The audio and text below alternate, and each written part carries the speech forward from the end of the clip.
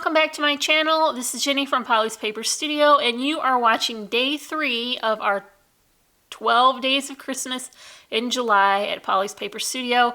This is going to be how to dress up boxed Christmas card tutorial. It is easy, it is fast, you can all do it, and it's really a lot of fun. So let's make this card together. Okay, so let me set the scene for you guys. You are at the shops. You are at the coffee shop, you've got your latte, you've got your scone, you're ready to check out, and then out of the corner of your eye, boom, this box of cards with the tiny little tree and toy car and fur friend.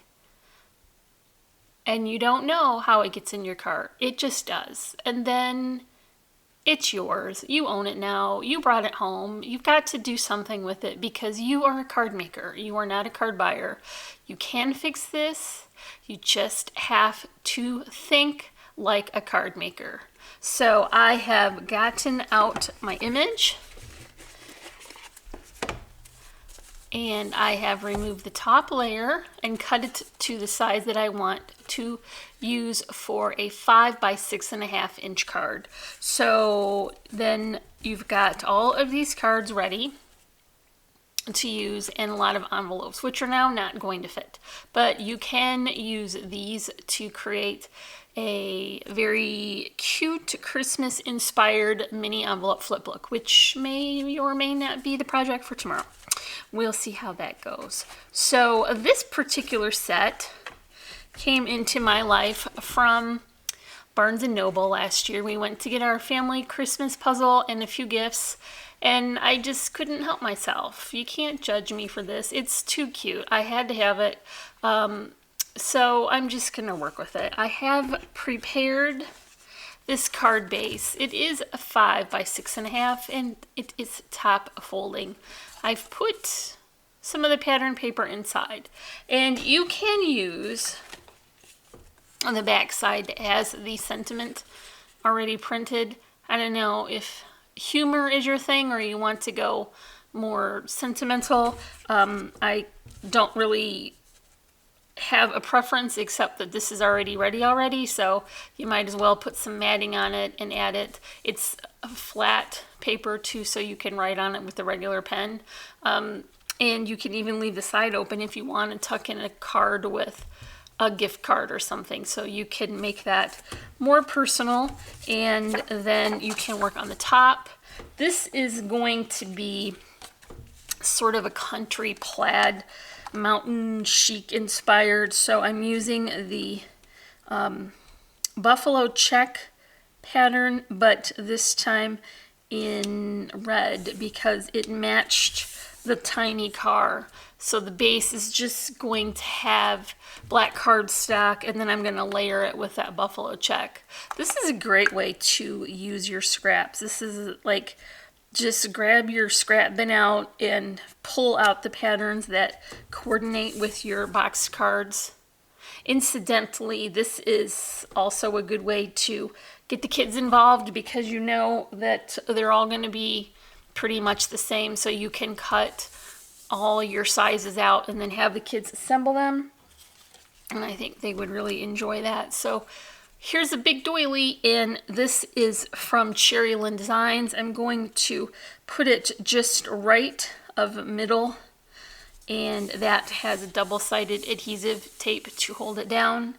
And I'm gonna come in with a foam layer. This is just craft foam, and that will give some depth to the card so it won't be so flat.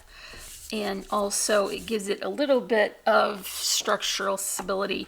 So because it's a dark pattern, I'm going to use a second layer of white cardstock to separate that, and it will kind of brighten it up a little bit so that it's not just kind of one tone. Here is a second layer of the black cardstock, and that will be the actual matting for the image. And I think that it's really important to mat these because otherwise it looks like you just glued a thing on a piece of paper. This little image is so stinking cute. I can't not even get over it. I wish the puzzle we found last year was this image. We got cats with hats on. Let me tell you, without my girl Lexi, it would have been a mess, and Jonathan helped me too. So now you've got more dimension, you've got more detail. You can finish this in lots of different ways. I think you could really go in with, I've got a pre-tied bow with some jingle bells and some evergreen die cuts that I stickled and some flowers. Now, I would say put a thing and balance them. I'm going to choose to put the evergreen here and then just top it with a bow.